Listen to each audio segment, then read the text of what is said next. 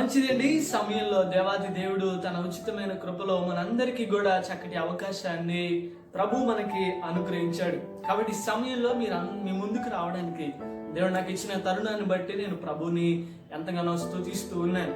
కాబట్టి ఈరోజు ఒక చరిత్రకారుని గురించి మనం తెలుసుకొని ముందుకి కొనసాగుదాం.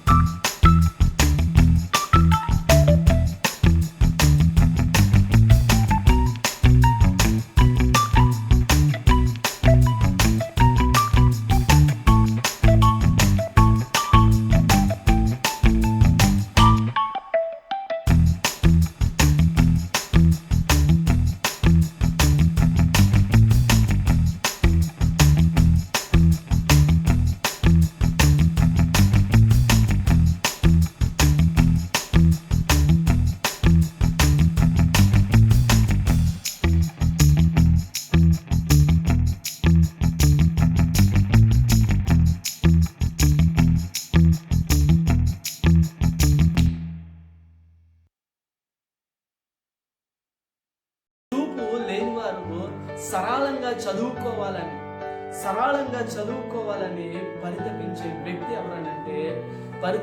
వ్యక్తి లూయిస్ బ్రెయిలీ. పగలు ఉపాధ్యాయునిగా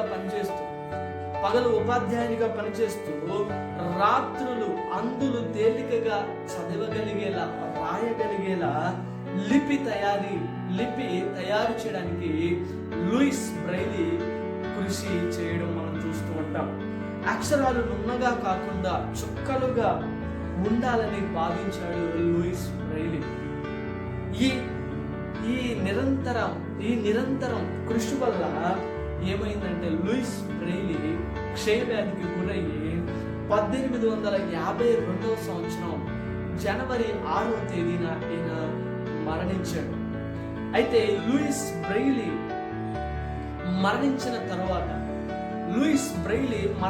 తర్వాత బ్రెయిలీ శిష్యులు లేకపోతే బ్రెయిలీ ఆ యొక్క లిపిని తయారు చేసినప్పుడు ఎవరైతే ఆ లిపిని నేర్చుకున్నారో ఆ నేర్చుకున్న వ్యక్తులు అందులో లిపికి గుర్తింపు ఇవ్వాలని చెప్పి వారందరూ కూడా ఏం చేశారంటే పోరాటం చేశారు. అందులో యొక్క లిపి కనుకున్న ఈ లిపికి మీరు గుర్తింపు ఇవ్వాలి అని చెప్పి వారందరూ పోరాటం చేసినప్పుడు వారందరూ పోరాటం చేయగా ఆ యొక్క బ్రెయిలీ లిపికి గుర్తింపునిచ్చి దేశ ముద్దుబిడ్డగా కొనియాడింది ఫ్రాన్స్. నేటికి అందులకు అందులకు అన్ని రకాల పత్రికలు కానీ పుస్తకాలు కానీ ఈ బ్రెయిలీ లిపిలోనే ఏం చేస్తున్నారంటే పుస్తకాలను కానీ పత్రికలను కానీ ఏం చేస్తున్నారంటే రూపొందిస్తూ ఉన్నారు.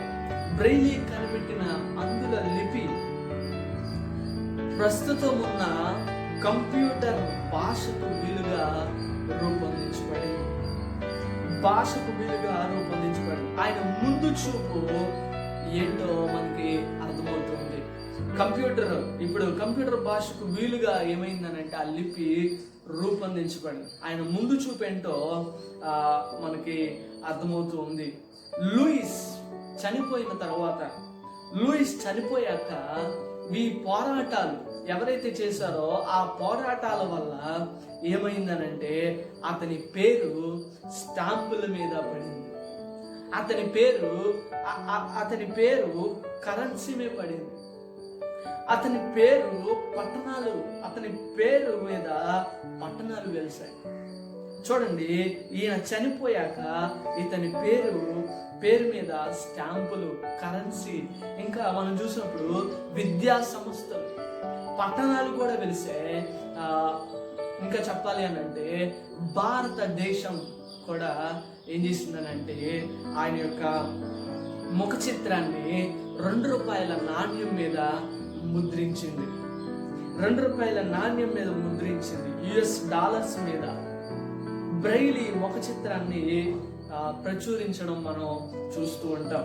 మన భారతదేశంలో కూడా ₹2 నాణ్యం మీద ఏం చేశారంటే ఆయన యొక్క ముఖ చిత్రాన్ని ప్రచురించడం, ముద్రించడం మనం చూస్తూ ఉన్నాం.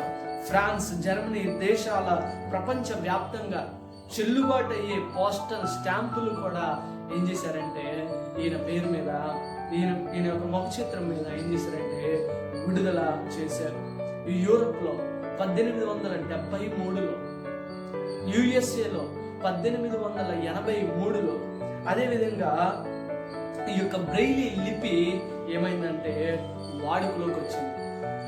మొదటిసారి ఇంగ్లీష్ భాషలోనికి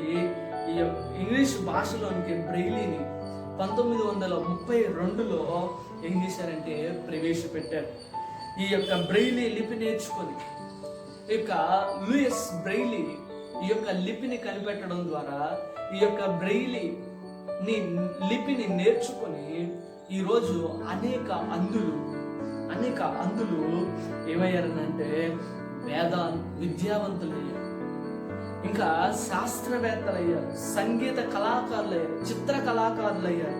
చూడండి అందుకు కారకులు ఎవరనంటే ఆయనే లూయిస్ బ్రెయిలీ. అందుకే ఆయన అక్షరాల శిల్పిగా ఏమవుతున్నాడంటే వెలుగొందుతూ ఆయన ఉన్నాడు. వారి అందుల యొక్క వేళ చివర వేళల్లో ఆయన ఏమవుతున్నాడంటే చిరకాలము ఆయన జీవిస్తూ ఉన్నాడు. కాబట్టి ప్రియ దేవుని బిడ్డలారా, ఈ సమయంలో ఈ చరిత్రకారుని గురించి ఎందుకు నేను ఈ విషయాన్ని చెప్పాలనుకున్నానంటే, తనకు చూపు లేదు. తన 4వ ఏటే చూపు పోగొట్టుకున్నాడు.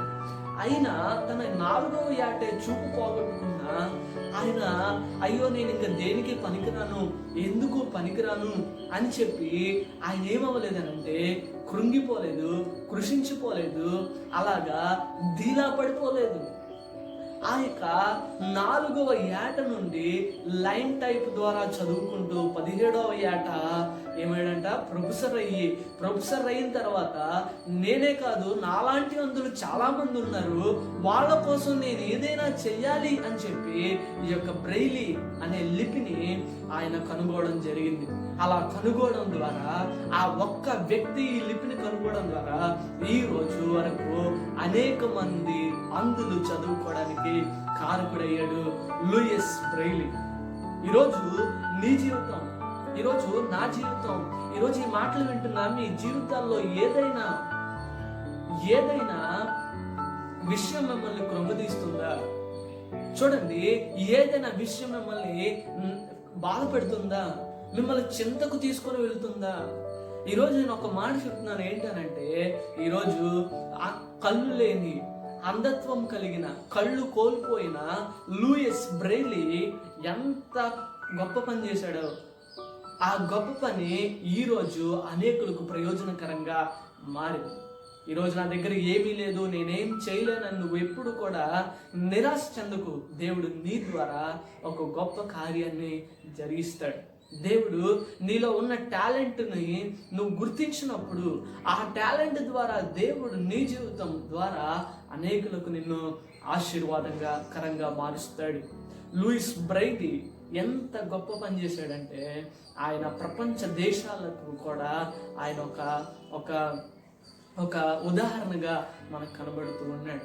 ప్రతి దేశంలో ప్రతి అంధుడికి కూడా ఈ వ్యక్తి ఈయన డాక్టర్ లూయిస్ బ్రెయిలీని ఏం చేస్తారంటే అందరూ కూడా గుర్తు చేసుకుంటూ ఉంటారు.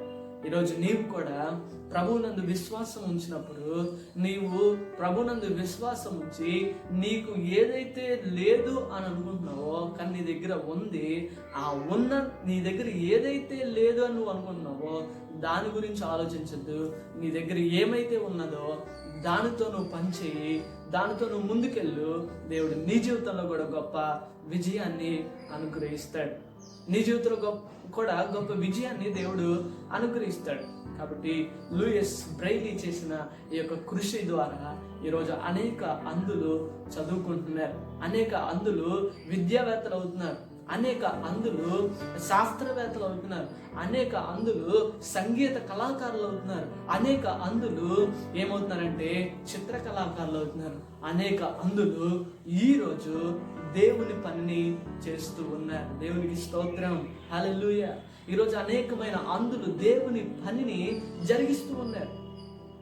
పాస్టర్స్గా, సువార్థికులుగా, పరిచారకులుగా ఈరోజు అంధులు పనిచేస్తూ ఉన్నారు దేవుని కొరకు. ఈరోజు నీవు కూడా దేవుని కొరకు పని చేయగలవా? దేవుని కొరకు నువ్వు కూడా పని చేయగలవు.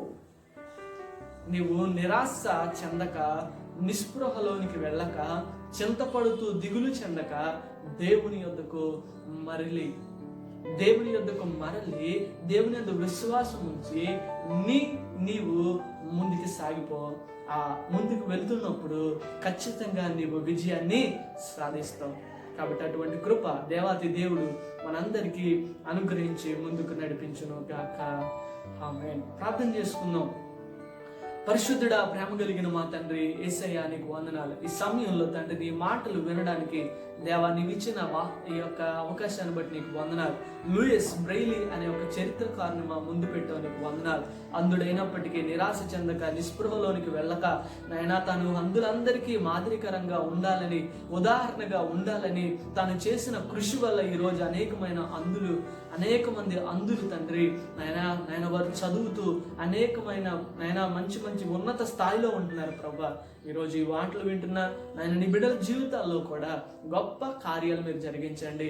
మా దగ్గర ఏమీ లేదని నిరుత్సాహపోక ఉన్న దానితో వారు ముందుకు వెళ్ళి విజయాలు సాధించడానికి, అనేకులకు మాదిరికరంగా ఉదాహరణగా మేము ఉండడానికి నీవే సహాయం చేయమని ప్రార్థన చేస్తూ నీ మాటలు వింటున్న నీ బిడ్డలను దీవించండి. మా పరిచర్ను, కుటుంబాన్ని దీవించి ఆశీర్వదించమని ప్రార్థన చేస్తూ యేసయ్య నామం పేరట అడిగి వేడుకొని ప్రార్థిస్తూ ఉన్నాం పరమ తండ్రి. ఆమేన్. అందరికీ వందనాలు.